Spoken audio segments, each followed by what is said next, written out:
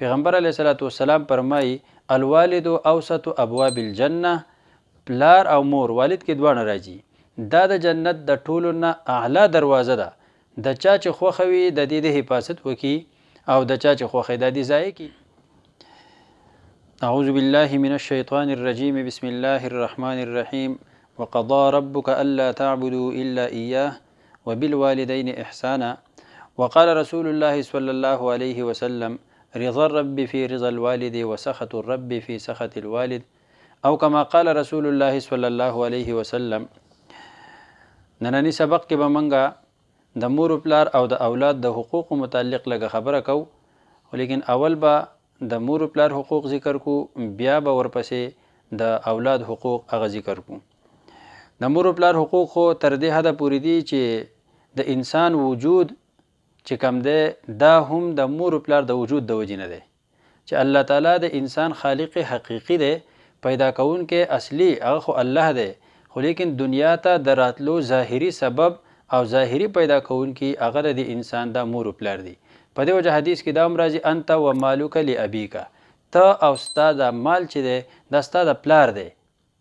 بل حدیث شریف کې ذکر دی پیغمبر علیه الصلاة والسلام فرمایي الوالد اوسط ابواب الجنه، پلار او مور والد کې دواړه راځي، دا د جنت د ټولو نه اعلی دروازه ده. د چا چې خوښه وي د دې د حفاظت وکړي او د چا چې خوښه د دې ضایع کړي. ترمذی شریف کې دا حدیث موجود دی. بل حدیث کې پیغمبر علیه الصلاة والسلام فرمایي الجنة تحت اقدام الامهات، جنت د میاندو د قدمونو لاندې دی. یعنی د مور خدمت کوه، مور رضا کا، مور خوشحاله کا، د هغې د خپو لاندې تا ته به الله جل جلاله جنت هغه به درته درکړي.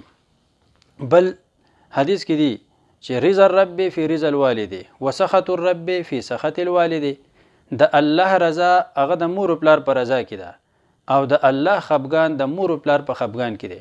د حدیث شریف باندې سوچ فکر کول پکار دی چې پیغمبر علیه الصلاة والسلام د الله رضا په ډیرو نفلونو کې نه ده ښوولې. پیغمبر علیه الصلاة والسلام د الله رضا هغه په ډیرو نفلي روجو کې نه ده ښوولې. پیغمبر علیه الصلاة والسلام د الله رضا هغه په ډیرو ذکرونو کې نه ده ښودلې. پیغمبر علیه الصلاة والسلام د الله رضا په علمونو، قاریتوب او تبلیغونو کې نه ده ښوولې.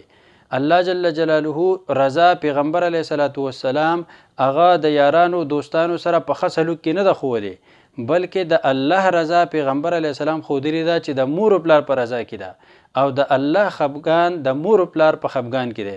یعنی واضحه خبره ده که څوک دا معلومول غواړي چې الله جل جلاله زمانه خوشحاله دی که زمانه خفه دی، نو دی دې وګوري که مور پلار د ده نه خوشحاله و الله ته خوشحاله دی، که مور پلار د ده نه خفه و الله جل جلاله د ده نه خفه دی. او بل حدیث کې دا هم دی چې د بعضې شپې په دې کال کې داسې دي چې الله جل جلاله پکې د عام موافی اعلان کوي، لکه د اخترونو شپې، د لیلة القدر شپه، دغه شان د شو قدر منځنۍ شب براءت چې ورته ویل کېږي، په هغه شپو کې الله جل جلاله عامه موافي کوي، ټول ګناهګار معاف کوي. خو لیکن دا څه پکې داسې چې نه معاف کوي، په هغې کې یو دا ده چې د مور پلار نافرماني، چې څوک د مور پلار نافرماني کوي الله تعالی ورته په دغه شپو کې هم معافي نه کوي. او بل حدیث کې دا هم موجود دی چې کم یو کس هغه د مور پلار د ده نه خفه دي، نه د فرض او نفل اعمال الله نه قبلی، مطلب دته به ثواب نه ملاویږي. اگر که فرض به د غاړې نه ادا کیږي، خو لیکن کم ثوابونه چې دي د په عباداتو برته دا نه ملاویږي. لہذا دا لازم ده په موږ ټولو باندې چې د ټولو نه اول به موږ د مور پلار رضا دا به زموږ ته مخې ته او هر هغه کار چې په هغې زموږ مور پلار خفه کیږي هغه به نه کوو. ځکه آیت کریمه کې الله جل جلاله فرمایي چې ولا تقل لهما اف ولا تنهرهما، مور پلار ته به لفظ د اوف قدرې هم نه وي او نه به یې رټې. نو اوف نه مطلب دا چې یو سړي ته تکلیفي او د ستړی او د مور پلار په مخ کې د اوف قدرې وکړي، ازګویرۍ قدرې وکړي، نو د مور پلار ته په دې پریشاني او خفګان میلاویږي.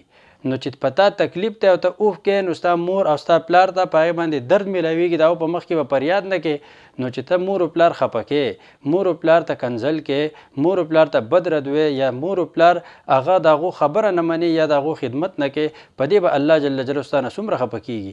لهذا موږ ټولو له پکار ده چې د مور و پلار به انتهایی درجې قدر کوو. که مور و پلار یې خوشحاله کړو الله رانه خوشحاله دی، که مور و پلار یې خفه کړو الله رانه خفه دی. الله جل جلاله دې موږ ته قدر را نصیب کړي او د چا مور و پلار چې وفات شوي او هغه نه په خفه حالت کې تللی دي نو د هغې دپاره دا طریقه ده چې یو خو د مور و پلار دپاره انتهایی درجې استغفار او بخانه د الله نه غوښتل او دویم دا چې په مقبرې ته قبر له د هغو تلل او د هغو دپاره د مغفرت سوال د الله نه کول.